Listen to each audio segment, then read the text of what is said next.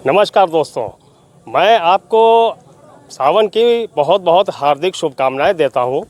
इसके साथ ही मैं एक बात के लिए यहाँ पे आया था, केवल ये जानने के लिए कि पिछले 10 वर्षों में आखिर हम लोगों ने क्या बदलते देखा है और क्या बदला है। बात मैं करूं तो इस समय लगभग 27,000 के आसपास विद्यालय बंद किए जा रहे हैं और लगभग जो सूचना मिली है उसके अनुसार 27,000 के आसपास शराब के ठेके खोले जा रहे हैं। बात यहीं पे नहीं रुकती है।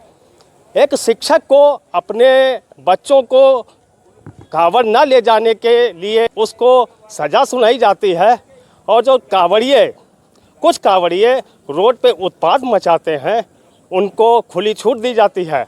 आखिर ये इस समय समाज में ये कैसा चल रहा है, तो यही चीज़ मैं जानने के लिए आज मैं यहाँ पे आया हूँ और मैं यहाँ आम जनता से उनकी बात को जानता हूँ।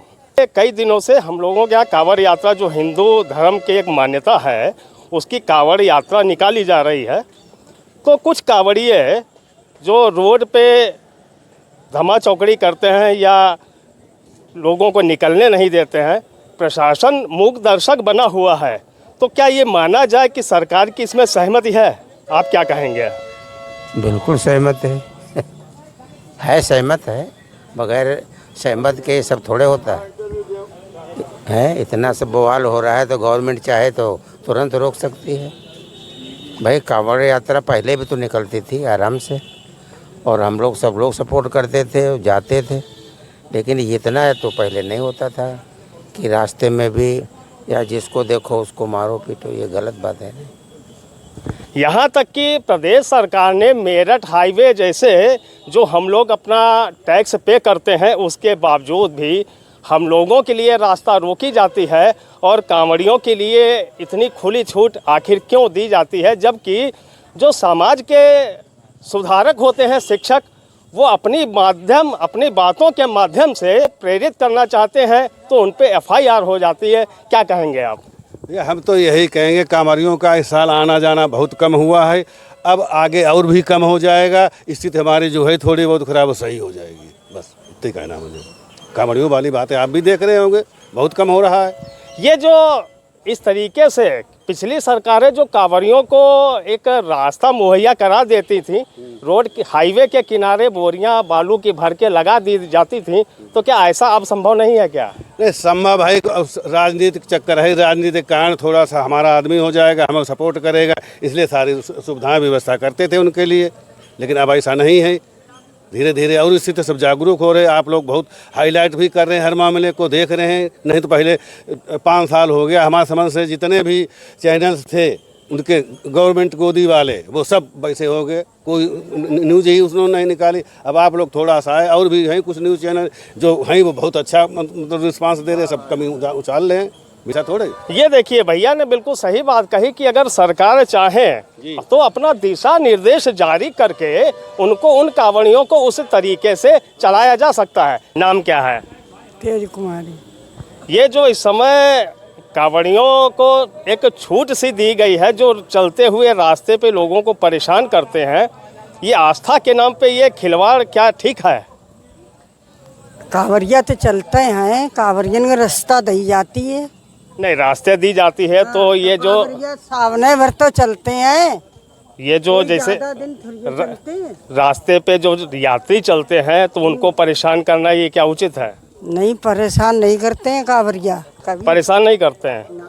ये अभी न्यूज़ हम लोगों ने देखी तो करीब 5-6 जगह पे सहारनपुर रोड की, हरिद्वार, इन जगहों पे तोड़ फोड़ की गई है। शायद आपने देखा हो। ना, हमने ना देखा भाई। हमारे कांवड़िए भाई चलते हैं, कुछ कांवड़िए ऐसे हैं जिनको जो उत्पात मचाते हैं तो वो सारे कांवड़िए बदनाम हो जाते हैं। तो ये क्या उचित है? और ये भी हम जानना चाहते हैं क्या इसमें पुलिस प्रशासन या प्रशासनिक अमला इसमें कुछ हस्तक्षेप करके इसको रोक सकता है?